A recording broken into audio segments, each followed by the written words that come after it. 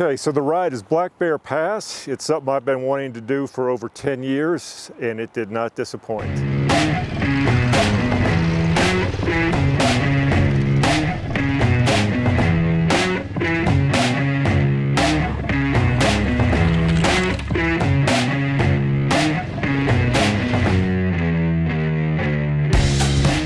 Yeah, for some perspective, I'm on the older side. I'm 62.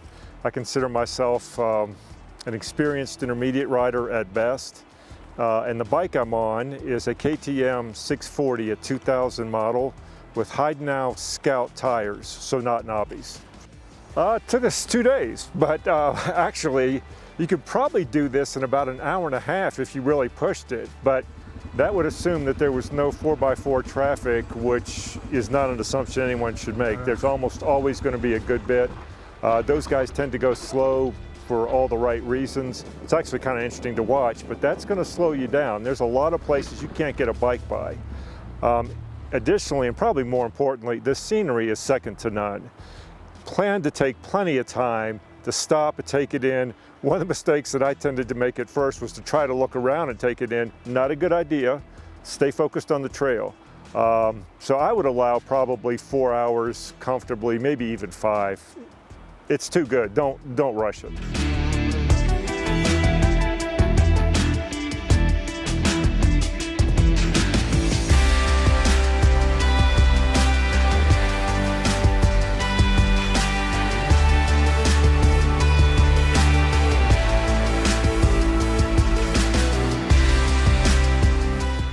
As hard as anything I want to ever do. It's very hard technically. The first part, you know, going over from 550 is not bad at all, getting up to the summit of the pass. It's on the downside where it really gets technical. It's steep, rocky, you're above tree line for half of it. One of the things that we learned is it's very intimidating, very inhospitable terrain. I think that adds to the intimidation factor. So technically this is a very difficult ride, maybe a 7 or 8, 9 on a 1 to 10 scale. From an intimidation standpoint, it's as high as I ever want to go. It's pretty daunting. The drop-offs on some of these portions going down are wild.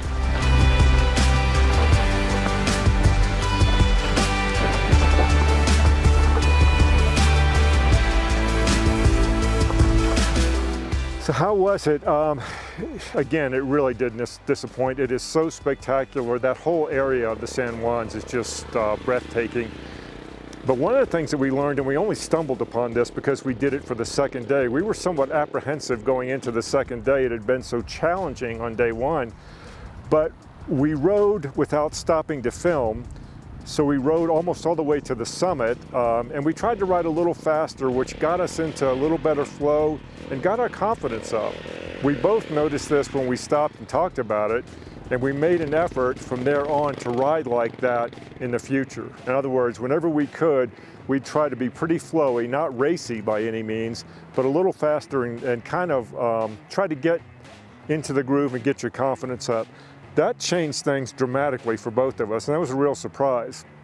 And I really do think part of that is because the terrain is so intimidating and the environment is intimidating, that you tend to actually back off even more. You're overly cautious, and you probably need more speed on some of these technical descent portions than you realize. It's hard to do because the drop-offs, again, are overwhelming sometimes, and it is very steep, rocky, covered with dust, etc. But it's going to help you. We were both very surprised at how much better we felt after the second time, and I think it was more that confidence and a little more speed. Well, I have to admit, there was some decent riding done on this trip. Obviously, it wasn't done by me. It was done by my son Cam, the guy filming here, and it did all the filming. He was on my 2015 KTM Adventure R, same tires, not knobbies, with a backpack full of filming equipment. He rode the whole thing straight through, no scouting, and only 2 or 3 foot dabs on the switchbacks. As you may get to see, I did a full body dab on one of the switchbacks. So it's not easy to do. The point being, if you're a better rider than me, certainly, even these bigger bikes can really handle it. Cam showed me that. I don't think I could have done it for the record, guys. I wouldn't have wanted to try it, but it certainly can be done. In summary, this ride has it all. And for me, it was a real test. But it was certainly something I'm glad I got to do, and I'd highly recommend it to anybody interested. We hope this helps you guys out.